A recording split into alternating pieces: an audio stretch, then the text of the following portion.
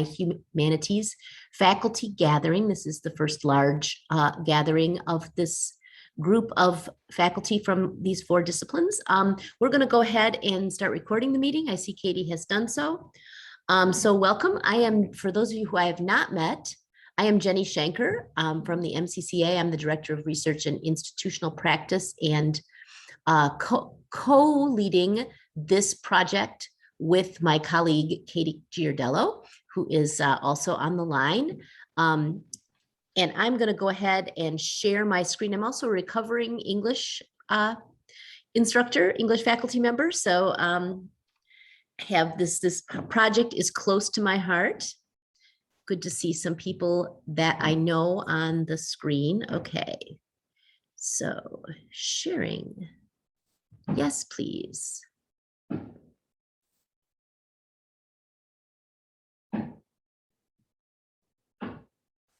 Okay, are we good to go? Give me a nod if you see my screen. Very good, super. Okay, welcome. And thank you for being here on this Friday afternoon. Today's agenda, we are gonna do a quick welcome and some introductions. We're gonna, by way of introduction, actually, this idea that you're gonna rename yourself for all of us is going to be the introductions. We're a large group today. We're not going to have time to do an icebreaker in this beginning of the meeting, but I do want to introduce myself. I want to introduce my colleagues, and this is what our agenda looks like today. We're going to hear about the background of the project. We're going to break out into 2 groups. One group will go to hear about what we're calling pedagogy for peers related to the transfer focus of this project. And then the other 2 groups will go into a discipline breakout, and then we will switch. And then the other 2 groups will have their own discipline breakouts, and the communication and theater folks will go into the session on my transfer. These are for those of you who do not know who we are at the MCCA/Michigan Center for Student Success. We are a small but mighty team. We've been at this work for 10 years now. And you're going to hear about some of our history, but these are my fantastic colleagues. You see Katie and Erica are both on the line with me today, and Precious leads our My Best work. So I know that lots of you from community colleges have seen our smiling faces on this slide many times, but just wanted to introduce ourselves for those of you who are not familiar with our work. Okay. We are also joined by our partners in this project from the Community College Research Center, Selena Cho and Susan Bickerstaff. They will introduce themselves a little bit further on when they introduce their portion of the project, but I just wanted to welcome them. And as I said, go ahead and rename yourself to include your college, your university, and your discipline, college or university, and the discipline. We have 60 folks on the line, so we are going to go ahead and use the raise hand function if you want to unmute yourself to speak. And Katie's going to help me. Katie and Erica are going to help with that behind the scenes. And please feel free to use the chat to add questions, comments, insights, aha moments that you're experiencing throughout the meeting. Okay. So a little bit about the Michigan Center for Student Success for those of you who do not know us. We have been, as I said, at this work for about 10 years. We provide state level support to Michigan's 28 community colleges, public community colleges at this time. Our focus is to serve as a hub connecting leadership, administrators, faculty, and staff. And the other thing that we have found as we have gotten more deeply into this work is that the work of community colleges does not exist in a vacuum, and that we have been more and more drawn into collaboration with our partners in the public universities and independent colleges. And so those of you who are on the line from any of those institutions today, welcome. We're really happy to have you. We are focused on increasing equity in student outcomes.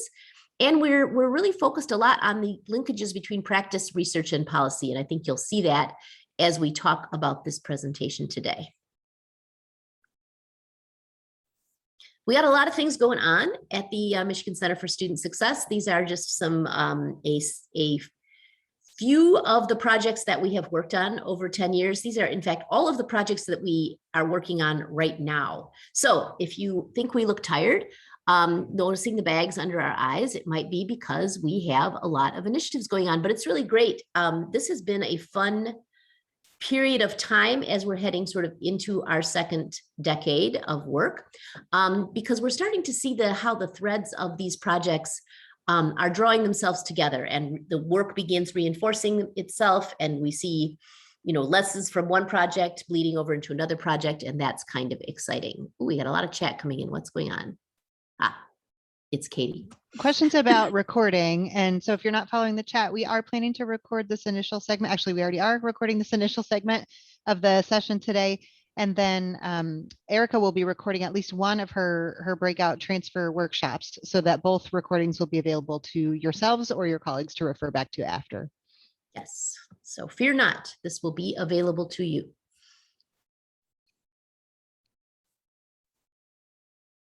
Any questions before I go on about who we are at the MCSS and what we do? I see a lot of people that I know on this call, so it may be that people are pretty familiar with us anyway. I'm going to talk about the kind of the big umbrella initiative, which is guiding a lot of our work and has been guiding a lot of our work over the past several years.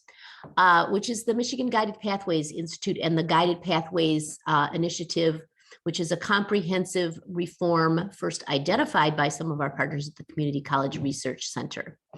Michigan was an early adopter of guided pathways. In fact, this initiative is primarily based on this book, Redesigning America's Community Colleges, where the authors, the researchers identified what they considered to be a major issue in impacting student success in community colleges, which is this idea that students were not experiencing enough structure, that the colleges were organized like a cafeteria where students were just invited to take from various places in the curriculum, and they weren't really given a sense of how those pieces fit together or how they were to fit together to complete a program, or how what they choose might impact their decision, their experience when they transfer. So Michigan started actually to implement guided pathways even before the book was published,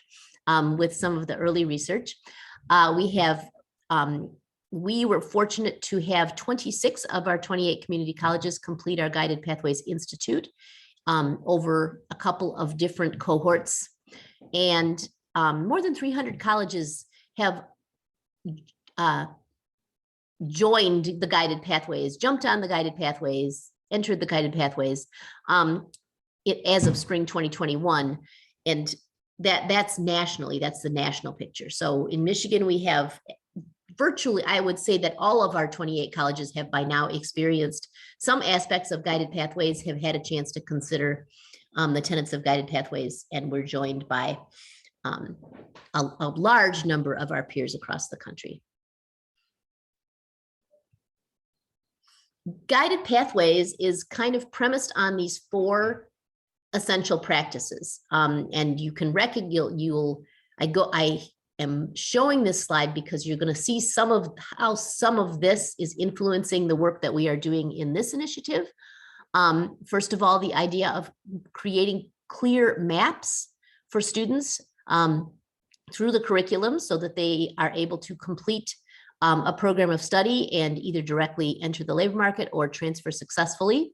And the idea of taking the right math at the right time, which you saw as one of our initiatives on this couple slides ago, is one of the really important pieces of this pathway mapping, as well as the selection of the courses that students are going to take. If you're thinking about transfer, course selection is extremely important. The second piece is to help students get on a path. So this program selection piece, this intake, financial plan, integrated and contextualized support. There's a lot of moving parts around that, and I know a lot of our colleges are involved in that, as well as the next area, which is keeping students on their path, monitoring their progress to make sure that if they said that they were going to complete a particular program, they are moving in that direction and taking the right classes, and that they're not experiencing roadblocks or life challenges that are going to get them derailed from their pathway. And on the college part, the college's part, looking at what do we do to help make sure that the student's experience is a little bit more predictable. For instance, with full year scheduling, consistent offering of courses in the programs if we're offering the programs. And then finally, this idea of ensuring that students are learning, which is really was the stepchild of the CCRC process for quite a while, and now is kind of moving to front and center with projects like these, where you'll see really a strong focus on how institutions are embedding experiential learning, assessing whether students are learning what we say that they're going to learn, and ensuring that students are having experiences that are going to help them connect more closely with the field of study that they've chosen. So here you can see a timeline of the work that we've done with guided pathways. So this is just a quick look. So when I say we've been at this for a while, you can see, yes, we have been at this for a while. 2 cohorts of Guided Pathways Institute, a second iteration of Guided Pathways with 26 colleges. And then we moved into our big transfer project, which many of you, I'm sure, have heard about, been involved in. It has touched most of the institutions in the state, I believe. 50 plus institutions have participated in this. Katie's going to talk about this in a minute, more about this in a minute. But just to say where we are now, since that work, we wrapped up the initial My Transfer Pathways, and then we went back to Guided Pathways, and we did what we're calling the deeper dives into Guided Pathways. We focused more on holistic student support, more on math. We have a focus now on developmental education reform, and we have some new transfer work on the horizon with this project, the MiHumanities, where we are looking at, what would it take to help students be more likely to transfer successfully into a humanities field. And then we're doing kind of similar work, but different, as in the workforce area. The workforce area, our sister division in most community colleges, we have a lot of similarities with them, but a lot of differences too. So it's kind of fun for us to see transfer from 2 different angles with this humanities project and the workforce project that's getting underway. And with that, I'm going to turn it over to Katie to talk about the transfer work that we have done. Thanks, Jenny. We felt like it was important to provide a background information about these projects because they really have led up to what we're doing now with you all in the humanities and our colleagues in the workforce areas. So you heard a little bit about Guided Pathways and how that then turned into some of our My Transfer work, which all happened simultaneously. We're still doing Guided Pathways related work and still doing transfer related work. But some of you know that several years ago, we received a one-time state appropriations grant to update and enhance the Michigan Transfer Network, which is the state's transfer database, transfer equivalency database that we'll talk a little more about later. Actually, you can keep it here, Jenny, that's fine. And then it also yielded some My Transfer Pathways that I'll talk about in just a moment. The first deliverable that came out of that project was a really slick new website at mytransfer.org. If you haven't checked it out yet, you're actually going to get a preview of it in the workshop today. Our colleague Erica is going to share with you some ways that faculty have found the site to be very productive for assessing course equivalency in your program areas. And we will be building on some of the skills that you'll learn today to be able to work further with the MTN as this project moves along. In addition to the new website, which is a fantastic resource for both students and personnel at the institutions, we also created new statewide transfer agreements. And it's a real mouthful, but what they are multi-institutional associate to bachelor's degree transfer pathways. And that is truly descriptive of what these are. I can't really call them statewide agreements because in other states where all public colleges and universities are required to participate in such policy initiatives, in Michigan, that is not the case. As you know, our constitutional autonomy allows for voluntary participation in activities like these from among public and private institutions. And we are really thrilled with the participation that we experienced in the MyTransfer pathways, as Jenny described. I think actually there are close to 63 institutions who participate between the MTN and these MyTransfer pathways. And what does it mean to participate? Essentially, you see the graphic on the screen. We worked collaboratively with faculty groups right down in the disciplines. We actually started with 12 disciplines, and there are 10 agreements that came out of the project, but we did have the chance to work with 12 discipline groups from across sectors to kind of do some level setting between programs about what are the requirements in the associate degree and the bachelor's degree, where do they line up, and then what's left for what I would call a strategic transfer elective for a community college student, or what major specific courses could universities identify that could be completed at the associate degree as part of undefined credit hours. And we were able to come up with a good list of courses that we called My Transfer Pathway courses, which were commonly required across participating four-year or bachelor's granting programs that aligned quite well with the associate degree requirements and the catalogs at the community colleges. So there is a website that shows you the full agreements. It's a lot of detail to wade through, but at a later date, we can look through those together. I can provide support if you need help understanding what the agreements look like. The link is on the screen here. And again, the agreements themselves are a little bit dense. I think the largest one is about 90 PDF pages. It includes the terms of the agreement, the courses that were selected that are in common, and then each program that participates also submitted a curriculum worksheet that showed how their curriculum matches up to the agreement. And we also did some transferability assurance by providing course equivalency matrices at the end of the agreements to ensure that students would get the transfer credit that they should have gotten as participants in the agreements. Why am I going into so much detail about that? Because we are doing some work in two discipline areas that had begun in the MyTransfer pathways.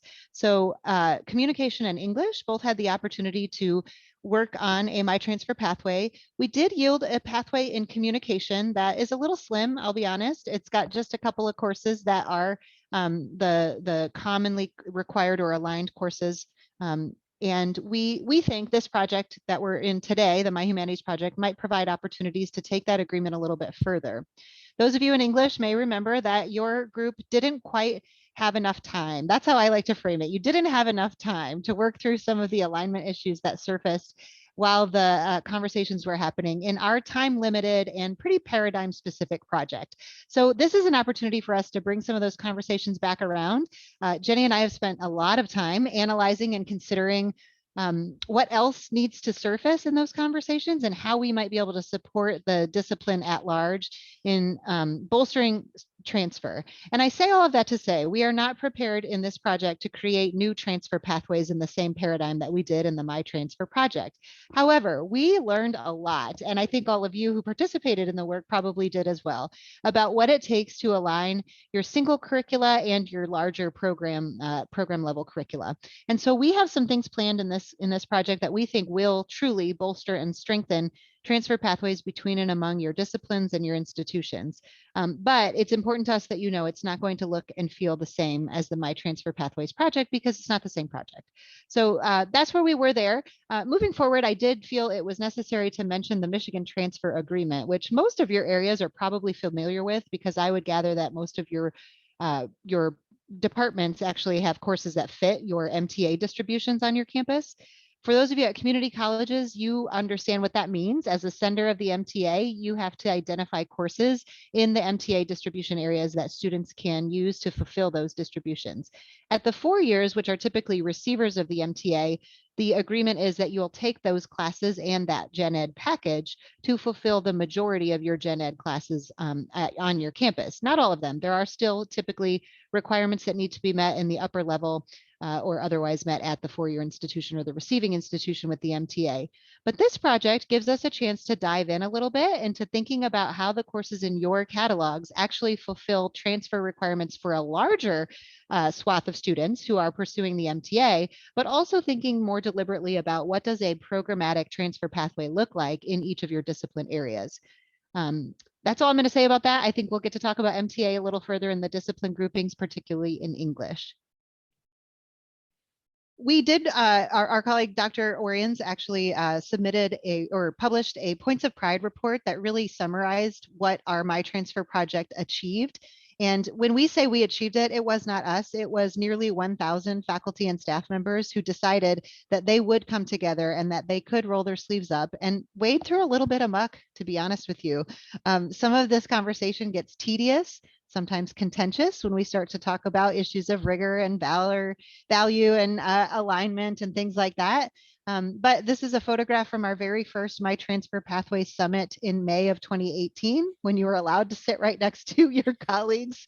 Yes, and eat food all in the same And room. eat food, and we didn't know what wearing masks really meant.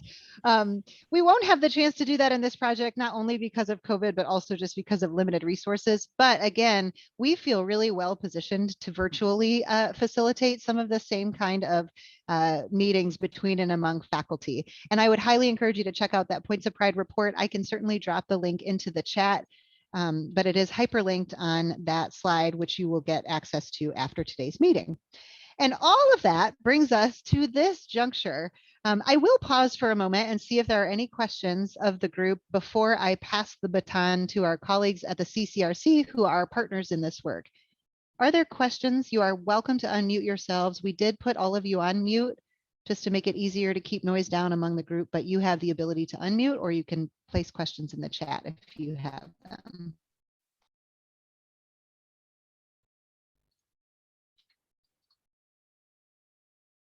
Okay, the appropriate amount of awkward silence there.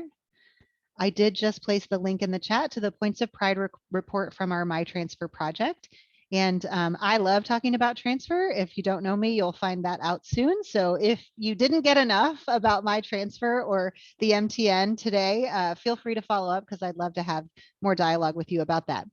At this juncture, I am going to invite my colleagues from the CCRC to take the microphone, if you will, and share a little bit about their components of this project. This is a collaboratively received grant wherein CCRC has a segment of the work and then we have a segment of the work, and we are working together to achieve the deliverables that we have set forward. So CCRC will talk a little bit about their research project component and deliverables, and then we will share a little bit more about what we're doing, which really is what we're doing today in convening faculty. So I think Selena is up first. Yep, and I just wanted to note our funder, the Mellon Foundation, who is the sponsor of this work, as it were. And so I just wanted to make sure that that was noted. Thanks, so. Jenny. All right, thank you, Jenny and Katie, and thank you all for having us today. My name is Selena Cho, and I'm a research assistant at the Community College Research Center.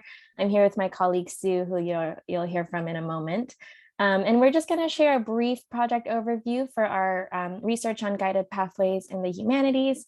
I'm seeing a lot of familiar faces who have heard this presentation before, and so today, as a fun twist, Sue will also be presenting some of our early findings. Okay, can we go to the next slide? Okay, so a brief project overview. CCRC, for those of you who aren't as familiar with our organization, is an academic research center at Teachers College, Columbia University. And we've partnered with the MCCA on this 2-year mixed methods project. And we have 2 main goals that we'd like to achieve over the course of this year and 2022. So we hope to understand the programs and pathways for students in the humanities and identify ways to strengthen cross-sector transfer pathways. And secondly, we hope to identify course taking patterns and progress indicators for students who enroll in humanities in community colleges. So put simply, through our research, we really aim to feed useful knowledge back to stakeholders and institutions in Michigan. We want all of the research that we do and all of the data that we collect to be accessible and actually useful to those that are involved in this work every day across the state. And secondly, just more broadly, we hope to contribute to research knowledge about humanities education in higher education, and especially humanities education at community colleges, because that's often overlooked in research literature. Okay, so what have we learned so far? So since the summer and starting in the summer and up till now, we've conducted over 20 interviews with faculty and administrators across the state, many of whom are on this call today. So it's really nice to see you all again. And the people that we've spoken to have represented all three sectors. We've spoken to folks from community colleges, public four-year universities, and private four-year institutions as well. And these folks have also represented all four disciplines that are at the focus of this project, which are communications, English, theater, and history. So now I will pass it to Sue to share some of our early findings. Thank you, Selena. Hi, everyone. It's wonderful to be here. And this is just some early, I wouldn't even call them findings, themes from those 20 plus interviews that we have conducted thus far. We are looking, in a moment, I'll talk about what we have next on the agenda for our research, but we did want to give you a flavor of the types of themes and conversations that we've been having with faculty and administrator on these topics. So I think it's evident by the interest, so many people here today, that there's a real interest in building transfer pathways in the humanities in whatever form that takes, and those could look really different.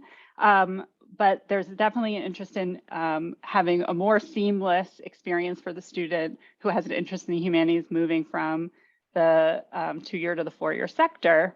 And through that process of building these pathways, we are hearing from respondents how that in and of itself is a mechanism for recruitment, and that overall stakeholders feel see opportunities to improve recruitment. So whether that be through more formal efforts, better communicating the benefits of the humanities, creating more cohort building experiences so that students who have an interest in the humanities are connected with humanities faculty and their peers who are interested in the humanities, and that through having these pathways available in the places where they are available between 2- and 4-year partners, that in and of itself becomes a recruitment mechanism.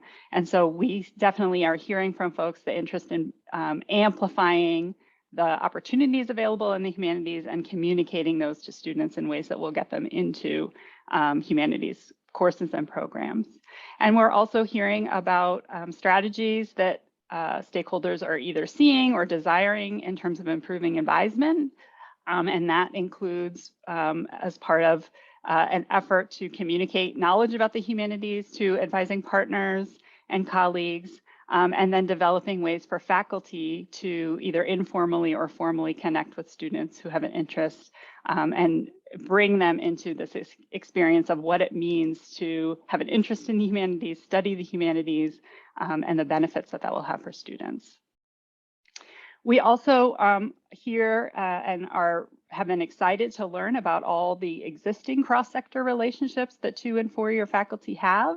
And we're learning from these interviews about opportunities to enhance and build on those cross-sector relationships. So it's exciting to have these events where these relationships can happen informally.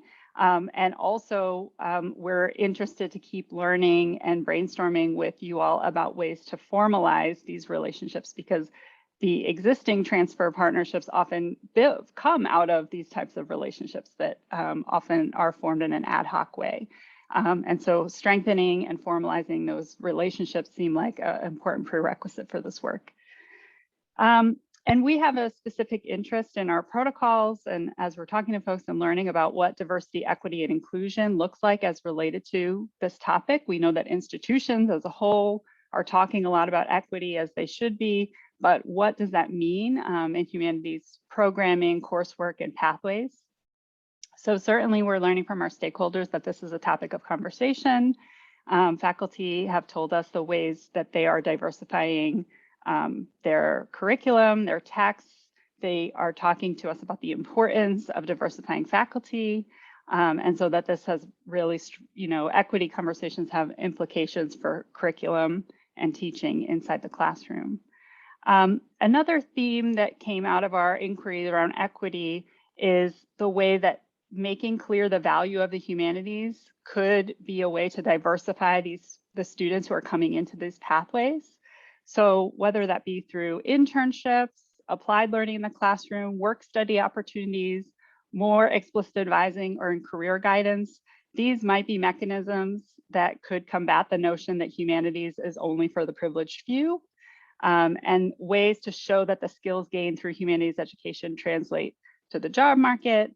And we hear from stakeholders that that is, more salient for first generation students and for many students in community colleges. So that these pathways and the recruitment efforts are tied up in equity issues because they allow for potentially more diverse students to engage with and feel like humanities might be a place for them. So I realize this is a very quick overview, but we hope that this little summary piques your interest and gives you a sense of the types of things that we're learning. We have a lot more data to collect through this project. This was just really our first wave. So over the course of this academic year, we will conduct a series of site visits, largely virtual, I assume, but where we can go deeper at particular institutions to talk not just with administrators and faculty, but also advisors and students, and to talk to more faculty than we've been able to thus far, to really look at what these pathways look like and hopefully generate more information and data on strategies and opportunities to continue to strengthen the work that is already happening. So we will have insights from these site visits from 2- and 4-year institutions, and we're really excited about that. And Selena and I have 2 colleagues at CCRC who will be leading up a quantitative data analysis looking at statewide data in the state of Michigan to answer that second research question that Selena shared earlier around who's taking courses in humanities programs and what's happening to them, who's taking courses in humanities in community colleges and what's happening to them as they go forward. And we're looking forward at CCRC to opportunities to talk with you all about the types of research questions that you have. If we have a statewide data set, what do you all want to know? So we view that quantitative part as definitely an iterative process. So you'll be hearing more from us about that in the coming months. Thanks for this opportunity to share a little bit about our work here at CCRC. Thank you, Sue and Selena. Any questions for Sue and Selena while we have them front and center here?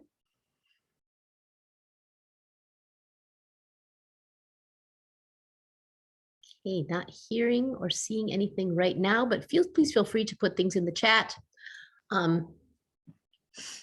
And I think I pick it up here. I was just, I was just gonna ask. Okay, here we are. So I'm really excited. You can see I'm actually going to jump right down to final deliverables because I'm really excited to hear further from CCRC with both the quantitative and qualitative analysis reports that will come out of this project. But I'm even more excited about the work that we get to do together. One of my favorite things about the My Transfer Pathways project was getting to work with so many faculty and staff in the disciplines who maybe hadn't been able to take a fine-tooth comb look at transfer and issues of equity that are wrapped up both in transfer and just in program enrollments and completions in general. So our part of the project is what we're doing today, as I shared earlier. We are conveners. We are natural conveners between and among community colleges. And with our recent transfer work, we have become natural conveners of transfer partners as well. One of the first things that I need to address is related to the targeted disciplines. Why are we only targeting communication, English, history, and theater arts as humanities disciplines? Well, frankly, it was a negotiated process with our funder, who was very interested in a very specific list of humanities disciplines. And this list ended up bubbling up to the top as the ones that we felt like we could work most productively with, given the timeline and the resource constraints of the project. So don't worry, we like all of the humanities, but for the purposes of the project, these 4 discipline areas are our units of analysis in our work together. Another thing that I wanted to mention, I'm seeing, especially in community colleges, that many faculty members cross multiple disciplines in these areas. So please know that you can choose which discipline area you would like to join for discipline dialogues, and when we break out a little bit later. Particularly between communication and English, we deliberately separated you all from session 1 and session 2, because I know there are several of you who have been working with us as leads who span both program areas. The intention of splitting that is so that you could participate in the actual dialogue with your groups and then come back to the transfer workshop via recording as you may decide that that is what you want to do, or you'll get to participate live in the workshop and the disciplines as we go on. But our project overview is to convene faculty across the 3 associations that represent the public community colleges, public four-year universities, and private and independent four-year colleges and universities that are represented by the Michigan Independent Colleges and Universities, or MICU. And our deliverables are fairly discrete. We want to gather you all to discuss the role of humanities in the disciplines and general education curricula, surface issues of equity and inclusion, discuss strategies for strengthening transfer pathways, opportunities to enhance teaching and learning in lower division coursework, and then brainstorming possible collaborative opportunities to increase light the fire experiences for students. This is a buzzword that's sort of taking precedence in the research literature on teaching and learning. And what does it mean to light the fire? It means to get students really excited about and interested in your disciplines. And that happens in the classroom, sometimes in the intro courses, many times in what people call the passion courses, and sometimes outside of the classroom in extracurricular opportunities that colleges may or may not have capacity to offer. And we have been meeting with a really dedicated group of faculty leads from across sectors and across disciplines since last spring. And folks are very interested in considering collaborative opportunities to bring Light the Fire experiences to the campuses where they don't exist through collaborative efforts. So perhaps one of your neighboring institutions may offer a really cool Light the Fire experience, and it could be a productive collaboration between a 2-year and a 4-year institution to move students between those areas to try and strengthen that recruitment pipeline, if you will, between and among your programs. So we will have lots of meetings. That's not necessarily, sorry, Jenny, I'm almost done. The meetings are not necessarily the deliverable. The deliverable at the end of our project is what we're calling roadmap, or our roadmap briefs. We expect to do some collaborative authoring, a brief for each one of the disciplines at the end of the project that will document what we've done together, the things that have been discussed, and opportunities kind of for future growth. And you'll hear more about those roadmaps in just a minute. But I want to talk a little bit about the time we've had with the leads. In the spring, we solicited folks who might want to work with us as kind of an advisory group or leadership group to help us decide what kind of discussion would be productive and would be progressive for your disciplines. And at one of our meetings last April, we asked folks to describe a word or phrase that described the state of humanities education in Michigan. And we debated showing this because it's a little sad, but you can see how there are some perhaps negative undertones being experienced in the humanities disciplines by the faculty that provided the input for this particular survey that turned into this word cloud. Some of us are talking about maybe getting t-shirts made of this, although in a minute, for those of you who have seen this before, you're going to see a new word cloud that I think is a little more optimistic, and maybe that's the one that we should do t-shirts for. But sorry, Jenny. If we can go back, the biggest word in the middle, undervalued, underappreciated, misunderstood. Those are things that are a bit intangible, but items that we think we can pull out in the discussion that you'll have the opportunity to engage with one another about at every step of our project. So we will be providing a number of workshops and dedicated discipline dialogue space for you all to sort of start getting at some of this. And now in the next slide, we asked those same folks to move away from maybe what their current potentially negative experience had been and toward opportunities for development that they felt this particular project could provide to one another, the peer groups in the disciplines. And you can see that I've bolded a couple of the words that came out. I'm in the middle of a qualitative dissertation research project, so I'm all about providing thematic summaries for lots of words. So in this case, we had lots of words, and then we came together and found a discrete list of things that could happen. Those things being cross-sector disciplinary network groups focused on collaboration and collegiality, and then some tactical things about transfer pathways and building bridges, focusing on outcomes alignment, and then, as I shared earlier, potentially collaborating beyond the curriculum to find those light the fire experiences and really bolster the pipeline into your majors and pathways to skills and good jobs. This next one takes this even further and is a summative report of pedagogy for peers opportunities for development that your peers who have been serving as faculty leads suggested we might be able to achieve in this project. This is a lot of words, and I put this into a magical internet thing in order to get a new and more exciting word cloud. Nobody, oh, some people, I got some, thank you for the positive reactions. I told Jenny I was going to make yes, confetti, a confetti cannon. And then I put all of those words into a word cloud generator. And I like this word cloud quite a lot more than I like the first one, where you can see the opportunities that are really available to you all in the disciplines is to strengthen your disciplinary connections, take a closer look at data, and we mean student data, we mean course data, look into your coursework and your curriculum for that alignment, and then consider issues of equity and inclusion, which are really the hallmarks of this project.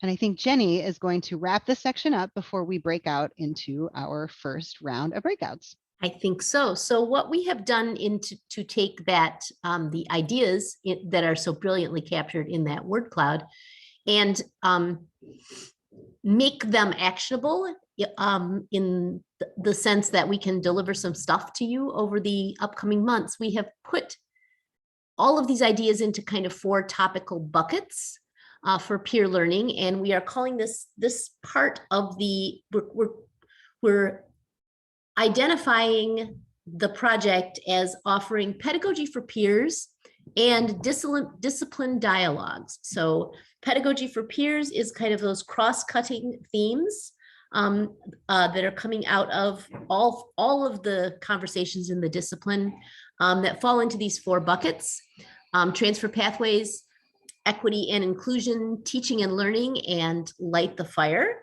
And then within each of those buckets, we'll also have discipline dialogues where you all will have the opportunity to talk to each other about what about this impacts your discipline. So what, everybody is experiencing, the desire to increase equity and inclusion in your discipline. What is different about what's happening in history versus what's happening in English versus what's happening in theater? Lighting the fire looks different in each discipline. So you have the opportunity to do both.